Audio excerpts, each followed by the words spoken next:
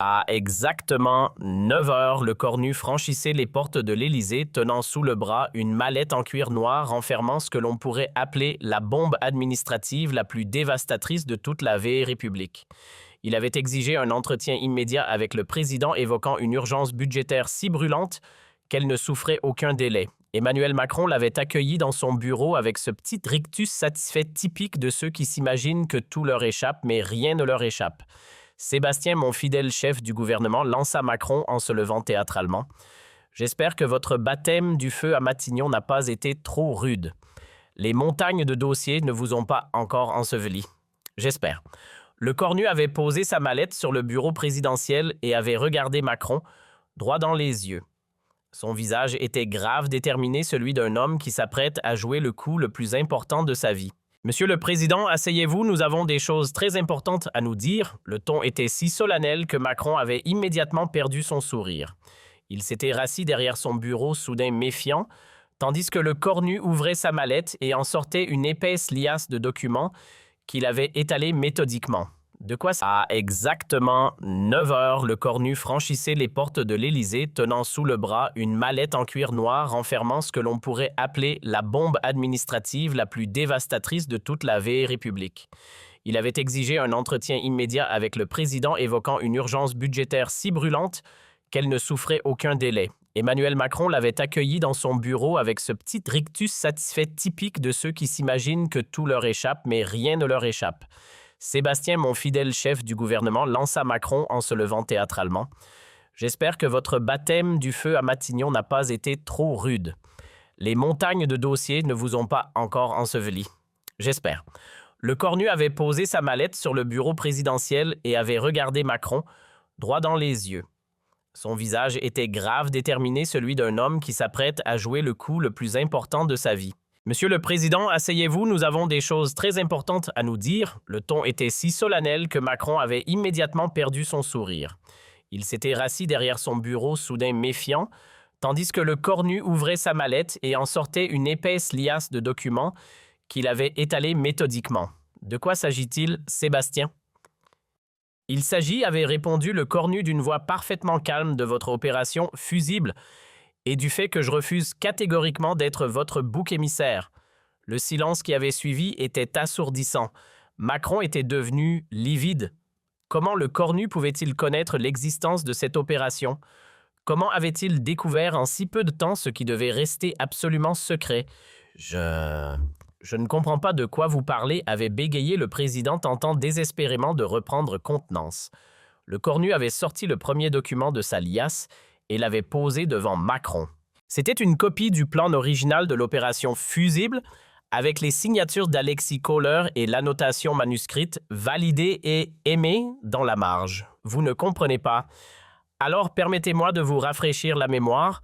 Voici votre plan pour me faire porter la responsabilité de la catastrophe budgétaire française. Il avait sorti un deuxième document. Voici les vrais chiffres de la dette française, ce que vous cachez au Parlement et aux Français depuis des mois. Un troisième document, voici les fausses projections que vous transmettez à Bruxelles pour tromper nos partenaires européens.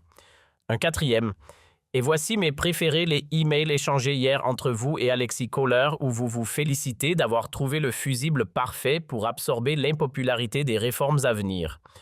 Macron regardait les documents s'accumuler devant lui avec l'expression d'un homme qui voit sa vie s'effondrer en temps réel. Toute sa stratégie, tous ses mensonges, toutes ses manipulations étaient exposés au grand jour avec preuve à l'appui. Sébastien avait-il tenté. La situation est complexe. Il y a des impératifs que vous ne comprenez peut-être pas.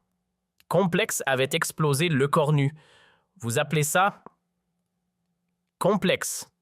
Vous truquez les comptes publics, vous mentez aux Français, vous trahissez nos alliés européens et vous planifiez de me sacrifier pour sauver votre carrière.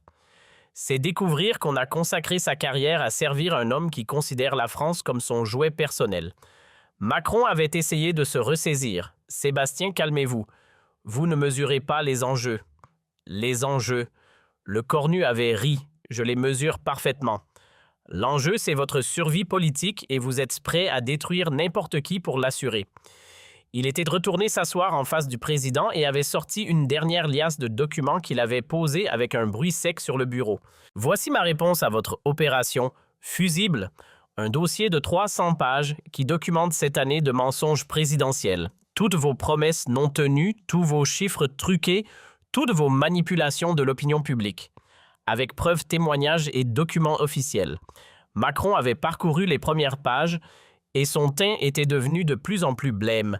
Ce dossier contenait de quoi le détruire politiquement de manière définitive. « Qu'est-ce que vous voulez » avait-il murmuré d'une voix brisée. Le cornu s'était penché vers lui et quand il avait parlé, sa voix était d'acier trempé. « Je veux votre démission de la présidence de la République. Vous avez 24 heures pour l'annoncer. Passé ce délai, je rends public l'intégralité de ce dossier. » L'ultimatum était tombé comme un coup près. Macron avait tenté de protester, de négocier, de gagner du temps, mais le cornu était inflexible. Il avait récupéré ses documents, les avait rangés dans sa mallette et était parti en laissant le président seul avec ses mensonges et ses terreurs. 24 heures, monsieur le président, avait répété le cornu en se dirigeant vers la porte. Après ça, c'est moi qui fixerai les règles du jeu. 2 heures plus tard, à 11h30 précise, le cornu convoquait la presse française et internationale dans la salle des fêtes de Matignon. Les journalistes intrigués par cette convocation urgente s'attendaient à une déclaration de politique générale classique. Ils allaient vivre l'une des plus grandes surprises de leur carrière. Le cornu est entré dans la salle avec une assurance tranquille qui contrastait avec l'agitation fébrile des médias. Il s'est installé derrière le pupitre, a posé devant lui une chemise rouge qu'il n'avait pas encore ouverte et a regardé l'assistance pendant plusieurs secondes avant de prendre la parole. « Mesdames et messieurs les journalistes, je vous ai convoqué ce matin pour vous annoncer ma démission du poste de Premier ministre, après exactement 24 heures d'exercice. » Un murmure stupéfait avait parcouru l'Assemblée. Les caméras s'étaient tendues vers lui. Les journalistes avaient sorti leur téléphone sentant qu'ils assistaient à un moment historique. Cette démission avait continué. Le cornu n'est pas lié à un désaccord politique ordinaire. Elle est la conséquence de découvertes qui engagent l'avenir de notre démocratie. Il avait ouvert sa chemise rouge et en avait sorti le premier document. Hier, en prenant mes fonctions, j'ai eu accès à des informations que je me dois de partager avec vous et avec les Français. Des informations sur la vraie situation de notre pays que l'Élysée cache délibérément depuis des mois. Pendant 45 minutes, le cornu avait déroulé méthodiquement tous les mensonges de l'ère Macron, les vrais chiffres de la dette française cachés au Parlement, les fausses projections transmises à Bruxelles pour tromper l'Union européenne, les engagements budgétaires bidon pris avec le Fonds monétaire international, l'ampleur de l'endettement caché des entreprises publiques. Mais surtout, il avait révélé l'existence de l'opération Fusible, expliquant comment Macron avait planifié de l'utiliser comme bouc émissaire pour masquer sa propre responsabilité dans la catastrophe budgétaire. Je découvrais, expliquait-il à l'assistance médusée, que j'avais été nommé, non pas pour servir la France, mais pour servir de fusible jetable à l'ambition personnelle du président de la République. Les révélations se succédaient avec la précision d'un réquisitoire. Le cornu citait des documents, des courriels, des témoignages. Il montrait copies d'écran, rapports confidentiels, échanges entre conseillers de l'Élysée. Tout était documenté, vérifié, indiscutable. Face à ces découvertes, avait-il conclu, je ne pouvais pas cautionner ce système. Je ne pouvais pas accepter d'être complice de cette tromperie généralisée. C'est pourquoi je remets ma démission. Et c'est pourquoi je demande solennellement au président de la République d'assumer ses responsabilités en démissionnant à son tour. En quelques heures, les révélations de Le Cornu faisaient les gros titres de tous les médias européens. CNN, BBC, Der Spiegel. Tous les grands réseaux internationaux reprenaient l'information. Le plus grand scandale politique français depuis l'affaire Dreyfus, titrait le Financial Times.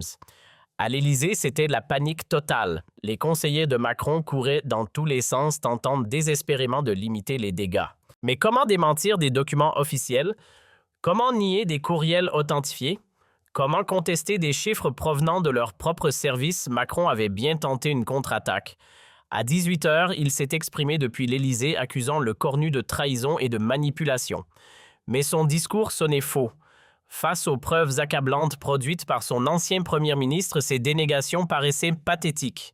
L'opinion publique, elle était retournée comme un gant. Les sondages montraient une chute vertigineuse de la confiance envers Macron. 60% des Français estimaient qu'il avait trahi sa mission présidentielle. Les manifestations réclamant sa démission se multipliaient dans toutes les grandes villes, mais le coup de grâce était venu de Le Cornu. Ursula von der Leyen, présidente de la Commission européenne, avait convoqué une réunion d'urgence pour examiner les révélations sur les falsifications françaises. Pour la première fois dans l'histoire de l'Union européenne, un État membre était officiellement accusé d'avoir menti à ses partenaires sur sa situation budgétaire. La confiance est brisée, avait déclaré von der Leyen lors d'une conférence de presse à Bruxelles. L'Union européenne ne peut pas fonctionner si ses membres lui transmettent délibérément de fausses informations. Les conséquences étaient immédiates et dramatiques. L'euro chutait face au dollar, les marchés financiers français s'effondraient, l'agence de notation Standard & Poor's dégradait la note souveraine de la France et dans les capitales européennes, les partenaires de la France exprimaient leur profonde déception face aux révélations de Le Cornu. Face à cette avalanche, Macron n'avait plus le choix. Le soir du 11 décembre, soit exactement 24 heures après l'ultimatum de Le Cornu, il annonçait sa démission de la présidence de la République française dans un discours télévisé pathétique. L'homme qui s'était cru jupitérien au-dessus des contingences démocratiques ordinaires apparaissait maintenant pour ce qu'il était, un politicien fini, démasqué, humilié par sa propre suffisance.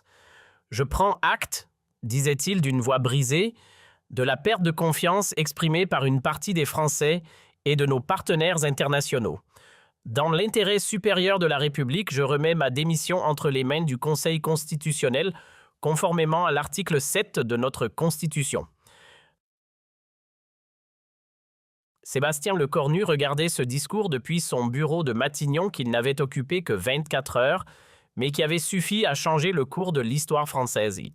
Il avait gagné, il avait sauvé la démocratie française de son principal prédateur, mais sa victoire avait un goût amer. En détruisant Macron, il avait aussi révélé au grand jour l'ampleur de la crise française. Les vrais chiffres maintenant publics plongeaient le pays dans l'incertitude. Les partenaires européens réclamaient des comptes et des réparations. La France devrait négocier un plan de redressement humiliant. Le Cornu le savait, il avait fait ce qu'il devait faire, mais le prix serait énorme. La France mettrait des années à se remettre des mensonges de l'ère Macron, mais au moins elle pourrait le faire dans la vérité et la dignité retrouvée. Aujourd'hui, quand on évoque les 24 heures qui ont changé la France, on parle du jour Le Cornu. 24 heures pendant lesquelles un homme intègre a préféré sacrifier sa carrière plutôt que de cautionner un système fondé sur le mensonge. 24 heures qui ont prouvé que dans une démocratie, il suffit parfois d'un seul homme probe. Emmanuel Macron avait cru trouver en Le Cornu l'instrument parfait de sa survie politique.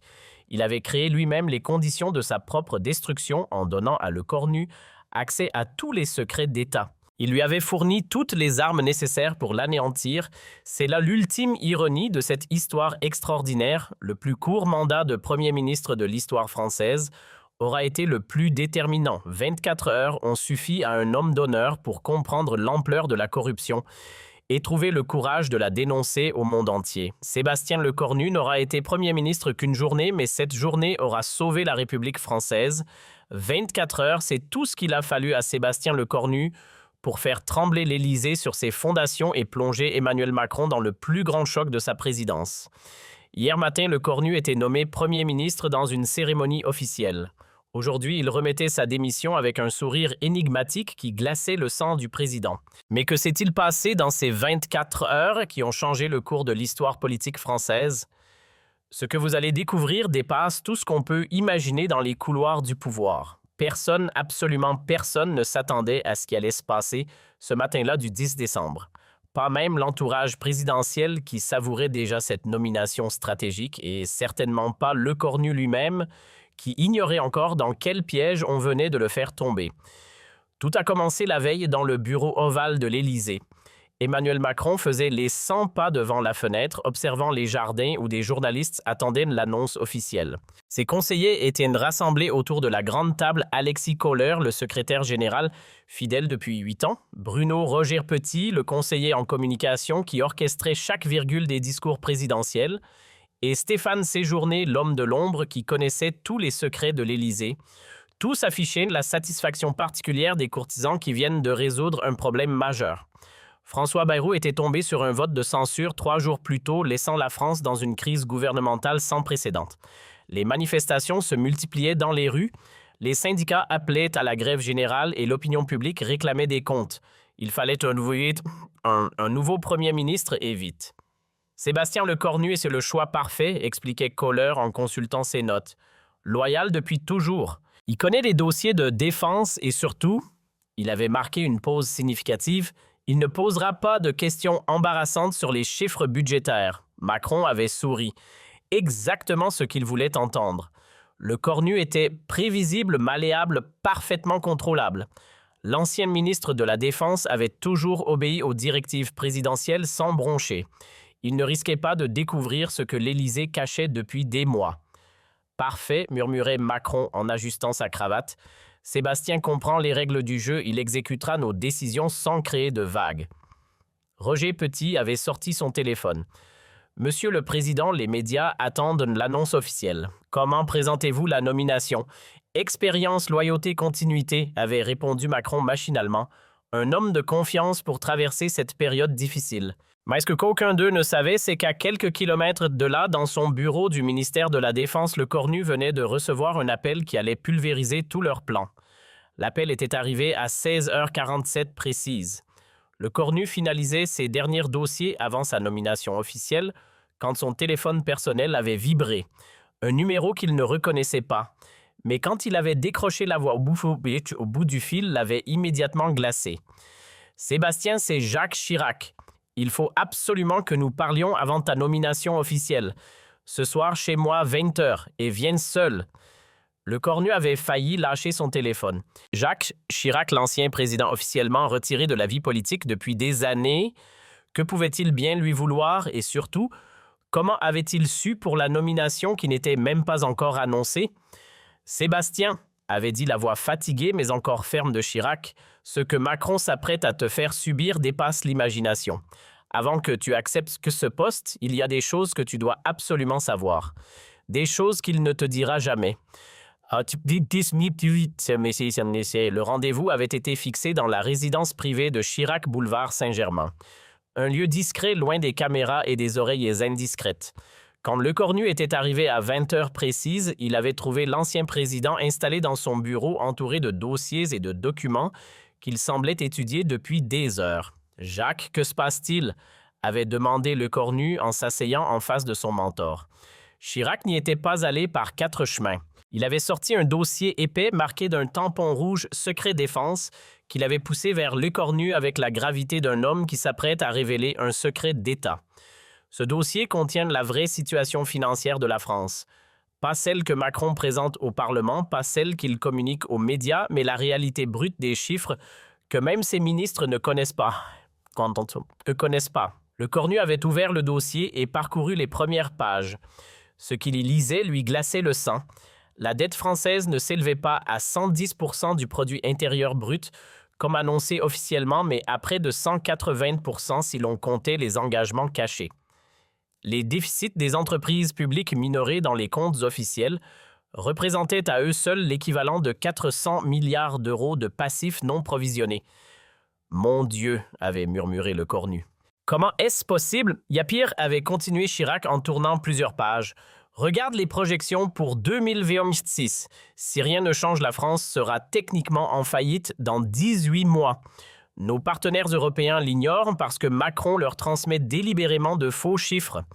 Lecornu découvrait page après page l'ampleur de la désinformation organisée par l'Élysée. Les rapports transmis à Bruxelles ne correspondaient à aucune réalité comptable française. Les engagements pris auprès du Fonds monétaire international étaient basés sur des projections entièrement fictives. La France mentait à ses alliés depuis des mois pour masquer l'effondrement de ses finances publiques. Mais ce n'était pas le plus choquant. Au milieu du dossier, Lecornu était tombé sur un document qui l'avait fait bondir de sa chaise, un plan détaillé daté de 3 semaines plus tôt, intitulé « Opération fusible, gestion de la crise budgétaire par nomination stratégique d'un premier ministre. Ils ont planifié de me sacrifier », avait-il balbutié incrédule. Chirac avait hoché la tête gravement. « Tu étais désigné pour être le bouc émissaire parfait. Dans 3 semaines, Macron t'aurait fait découvrir ces chiffres catastrophiques. Tu aurais dû exprimer ton choc en public, présenter un plan d'austérité draconien, devenir impopulaire, puis démissionner sous la pression. Et Macron serait revenu en sauveur providentiel. Le plan était d'un cynisme parfait. Lecornu aurait été utilisé comme un fusible absorbant toute l'impopularité des mesures nécessaires avant d'être jeté comme un Kleenex usagé. Macron se serait maintenu au pouvoir en sacrifiant son premier ministre sur l'autel de sa survie politique. Pourquoi me révélez-vous tout cela? Avait demandé le cornu encore sous le choc. L'ancien président s'était levé péniblement et était allé se poster devant la fenêtre qui donnait sur les lumières de Paris. Parce que j'ai consacré ma vie à servir cette République et je ne peux pas laisser un homme comme Macron la détruire par cynisme. Et parce que je te connais, Sébastien. Tu es un homme intègre. Tu mérites de savoir dans quel piège on essaie de te faire tomber. Cette nuit-là, le cornu n'avait pas fermé l'œil. Il était rentré chez lui avec une copie du dossier Chirac et avait passé des heures à éplucher chaque document, chaque chiffre, chaque projection. Plus il lisait, plus sa colère montait. Non seulement Macron lui mentait effrontément, mais il planifiait de le sacrifier de la manière la plus lâche qui soit. Vers 3 heures du matin, le cornu avait pris une décision qui allait changer le cours de l'histoire politique française. Si Macron voulait jouer au plus malin, il allait être servi. Mais cette fois, c'est lui qui fixerait les règles du jeu. Le lendemain matin, lors de la cérémonie de nomination, le cornu avait joué son rôle à la perfection.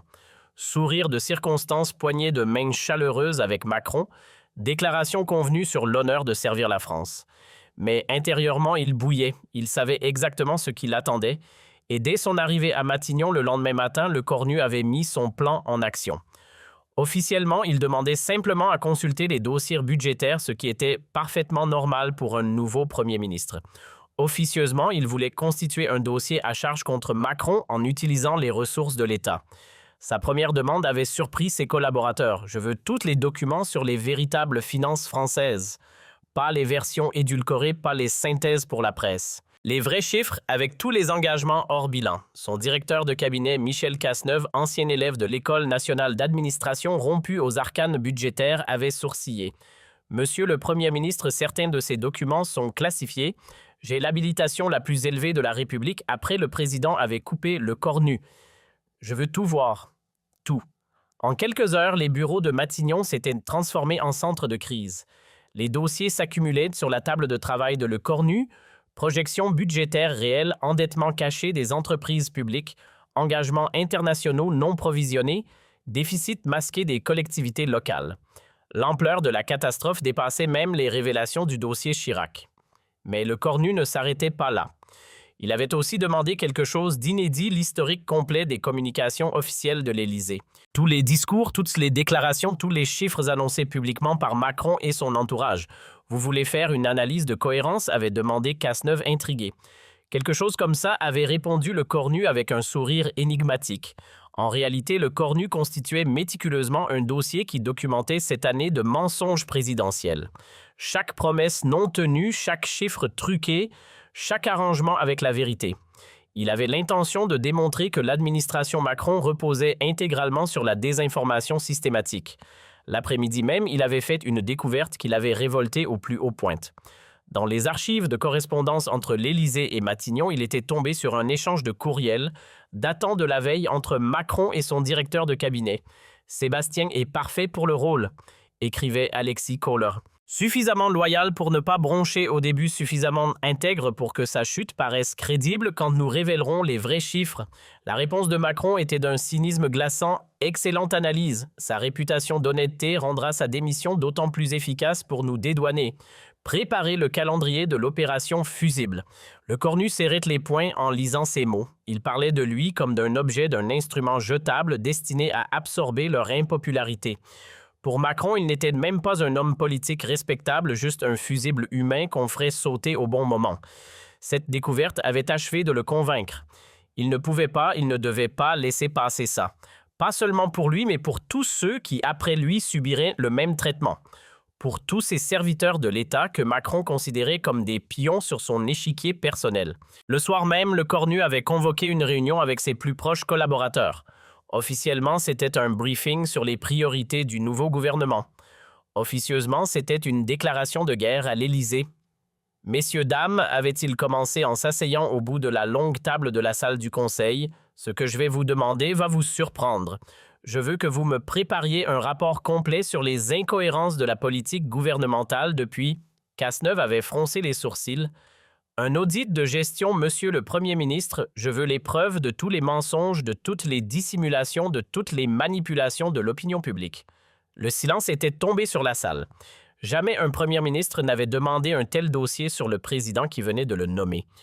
C'était du jamais vu dans l'histoire de la Ve République. Monsieur le Premier ministre avait osé demander la conseillère en communication « Puis-je vous demander l'objectif de ce travail ?»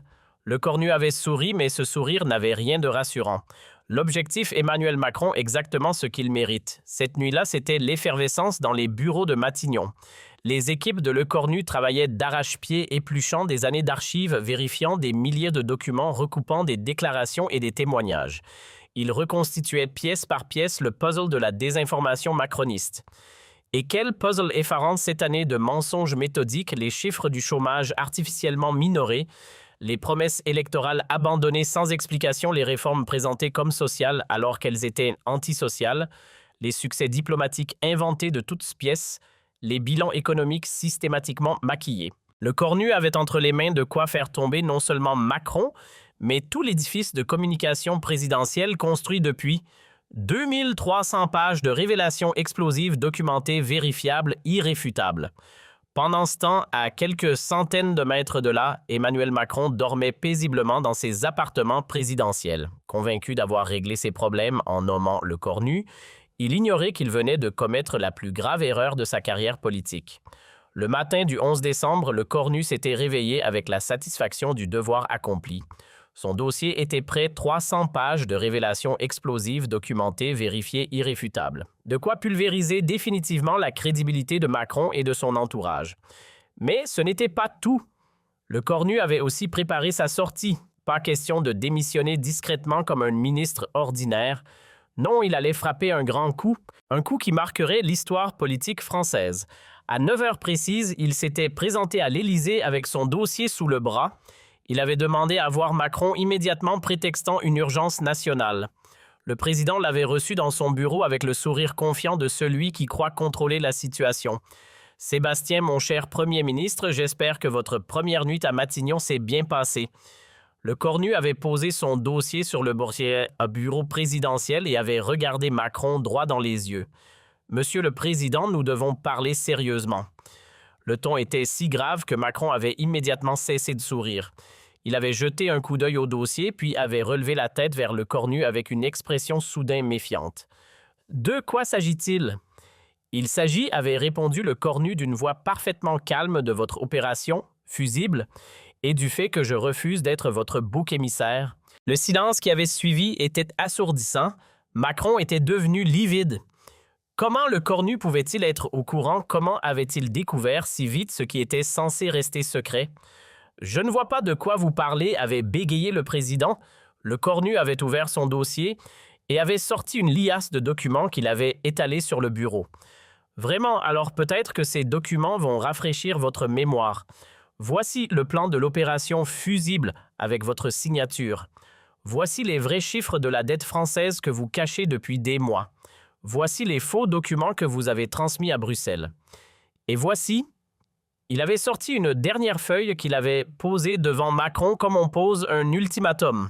Le brouillon de votre discours prévu pour ma démission. Sébastien Le Cornu a eu le courage de dire la vérité. Vraiment touchant. Macron était effondré. Toute sa stratégie venait de voler en éclats. Le Cornu avait tout découvert, possédait toutes les preuves. La partie était terminée avant même d'avoir commencé. « Qu'est-ce que vous voulez » avait-il murmuré, la voix brisée. Le Cornu s'était levé, avait rajusté sa veste et avait souri pour la première fois depuis le début de l'entretien. « Je veux votre démission, monsieur le président. Pas la mienne, la vôtre. » L'ultimatum était tombé comme un coup. Le Cornu donnait 48 heures à Macron pour annoncer sa démission de la présidence de la République, faute de quoi il rendrait publique l'intégralité du dossier qu'il avait constitué. « Vous n'oserez jamais » avait tenté Macron. « Ce serait déstabiliser toute la République. » Au contraire, avait répliqué Le Cornu, ce serait la sauver de vous. Et sur ces mots, il était parti, laissant Macron seul avec ses mensonges et ses remords. 2 heures plus tard, Le Cornu convoquait une conférence de presse extraordinaire à Matignon. Face aux journalistes médusés, il annonçait sa démission du poste de Premier ministre après exactement 24 heures d'exercice. Mais ce n'était pas une démission ordinaire, c'était un réquisitoire implacable contre Emmanuel Macron et sa gestion du pays. Pendant 45 minutes, Le Cornu avait déroulé preuve à l'appui tous les mensonges, toutes les manipulations, toutes les trahisons de l'ère macroniste. Il avait révélé l'opération fusible, exposé les vrais chiffres de la dette, dénoncé les falsifications transmises à l'Europe. Il avait montré comment Macron avait transformé la présidence française en monarchie personnelle, sacrifiant l'intérêt national sur l'autel de ses ambitions politiques. Je ne peux pas, avait-il conclu, je ne peux pas servir un homme qui a fait de la France le jouet de ses calculs personnels. Je ne peux pas cautionner un système qui repose sur le mensonge permanent et la manipulation de l'opinion. C'est pourquoi je démissionne et c'est pourquoi je demande solennellement au président de la République de faire de même. Les faits avaient été foudroyants. En quelques heures, les révélations de Lecornu faisaient le tour de l'Europe. Les médias internationaux titraient sur le plus grand scandale politique français depuis l'affaire Dreyfus. Les marchés financiers s'affolaient, l'euro rechutait. Et à l'Élysée, c'était la panique totale. Macron avait bien tenté de résister, de nier, de minimiser, mais les preuves étaient accablantes et l'opinion publique était retournée comme un gant. En 48 heures, sa cote de confiance s'était effondrée de 40 points. Les manifestations réclamant sa démission se multipliaient dans toutes les grandes villes françaises. Le coup de grâce était venu de Bruxelles. La présidente de la Commission européenne Ursula von der Leyen avait convoqué une réunion d'urgence pour examiner les révélations sur les falsifications françaises et menacé de suspendre la France de ses institutions si Macron ne partait pas. Face à cette avalanche, le président n'avait eu d'autre choix que de céder. Le 13 décembre 2025, soit exactement 72 heures après la nomination de Lecornu Emmanuel Macron, annonçait sa démission de la présidence de la République française. Son discours d'adieu était pathétique. L'homme qui s'était cru au-dessus des lois démocratiques, qui avait pensé pouvoir manipuler le peuple français indéfiniment, qui avait sacrifié l'honneur national sur l'autel de sa survie politique, apparaissait maintenant pour ce qu'il était, un politicien fini, démasqué, humilié. « Je prends acte, disait-il d'une voix brisée, des révélations de ces derniers jours. Je prends acte de la perte de confiance des Français. Dans l'intérêt supérieur de la République, je remets ma démission entre les mains du Conseil constitutionnel. » Sébastien Lecornu regardait ce discours depuis son bureau de Matignon, qu'il n'avait occupé que 24 heures, mais qui lui avait suffi pour changer l'histoire de France. Il avait gagné. Il avait sauvé la démocratie française de son principal prédateur, mais sa victoire avait un goût amer, car en détruisant Macron, il avait aussi révélé au grand jour l'ampleur de la crise française. Les vrais chiffres de la dette maintenant publique plongeaient le pays dans la récession. Les partenaires européens, découvrant l'étendue des mensonges français, réclamaient des réparations financières. La France se retrouvait isolée, affaiblie, contrainte de négocier un plan de sauvetage humiliant avec le Fonds monétaire international. Lecornu le savait. Il avait fait ce qu'il devait faire, mais le prix à payer serait énorme. La France mettrait des années à se remettre de l'ère Macron et de ses mensonges. Mais au moins, elle pourrait le faire dans la vérité